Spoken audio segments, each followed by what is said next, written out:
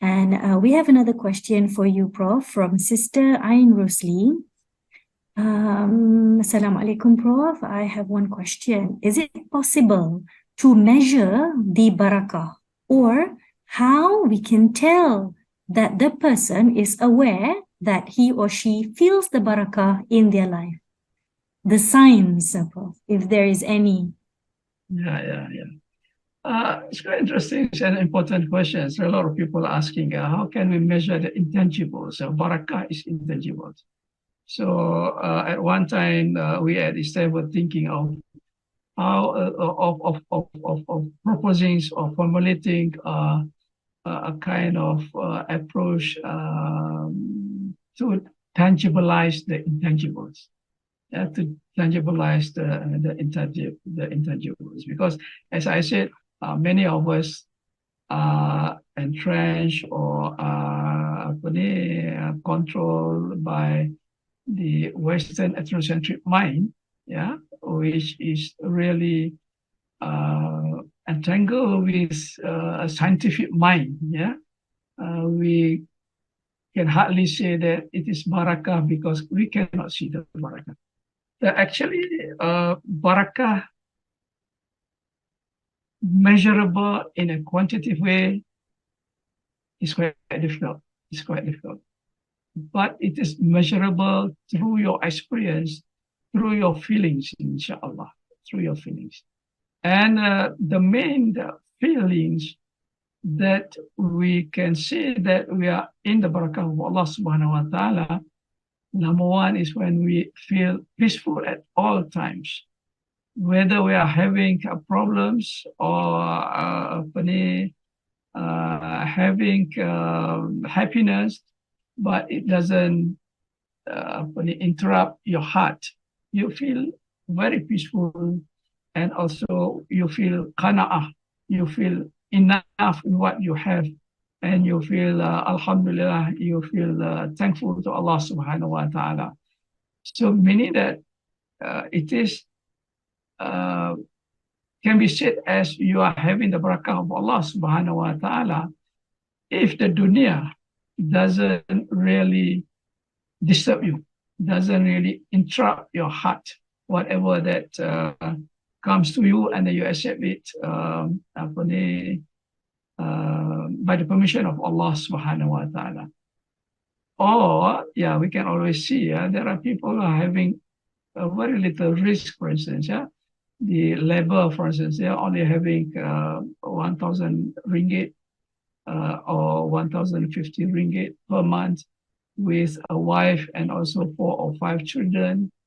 But we can always see he is happy. He feels enough with what they have, with what he has. And then the family is also happy and very peaceful. And that is barakah. From my experience, I have a few friends who I think they are having the barakah. I have a friend who are very generous. And then I couldn't even see a minute of him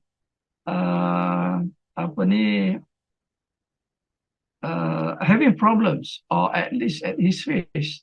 We can see sometimes people with problems, and then we can see it reflects on their face. But then this brother is very peaceful and whatever, even though I know that he has no money, even though I know that he has money. But whenever we go to the canteen, and then he will pay the food of us, and then they will try to belanja us and all that. And then I think the main things that bring him to the barakah is the generosity. And number one is the ibadah. He never failed to fast on Monday and Thursday. He never failed to do the 8 raka'ah of duha. He never failed to forget whatever people are saying. Sometimes people are saying bad things to me, for instance. He will never deliver that to me. He will keep it to himself until I know it from the others. And when I ask him, he say, just forget it, Prof. It's nothing in the eyes of Allah subhanahu wa ta'ala. So that is the barakah. That is the barakah. I think I take him as the model of the people who is having the barakah. But then if there are people who always complain, whatever that he has, tak naik pangkat, he complains and whatever. And I think this is a problem with the barakah, And in order to get the barakah, definitely you have to have the higher iman, yeah, at least iman ayan, and then the higher nafs, at least the mutmainnah. Iman ayan ini is the third levels of iman. The lowest level is taklid, which is iman, just follow iman without any knowledge. The one is the knowledge iman, the iman of knowledge. People with knowledge, but they don't practice the knowledge. They don't practice what they preach. Even though they have a lot of iman, they have a lot of knowledge. And the third one is iman ayan. Those people who has knowledge and practice their knowledge. And the higher is definitely iman haq and iman hakikat, the iman of Rasulullah SAW and Nabi and the Khalifa al-Rashidin, the companions, yeah, the higher iman. So in order to get the barakah, we need to uphold our iman and inshallah our nafs. But you want to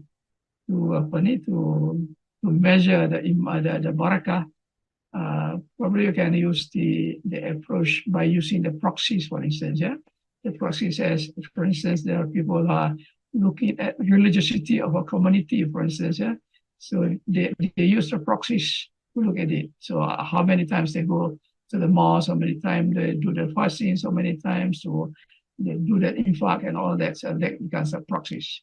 But then for barakah, it's just more abstract. You can only feel the barakah. You only feel the barakah instead of looking at it quantitatively. Okay, brother, sister Ain, thank you very much. I'm sorry if I cannot express myself well to answer your questions. Thank you very much, Prof. Alhamdulillah.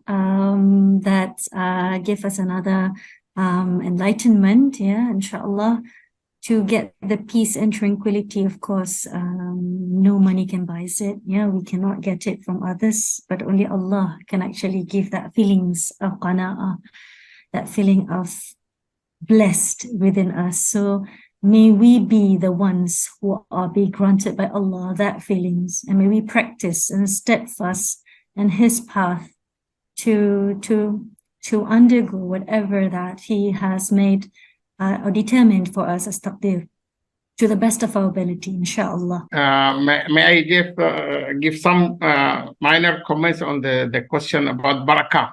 Oh yes, please. You may. Yeah, if we compare now the dogs and goats, the dog used to give birth about 6 every time, and in a short period of time compared to the goat, give 1 or 2 maximum.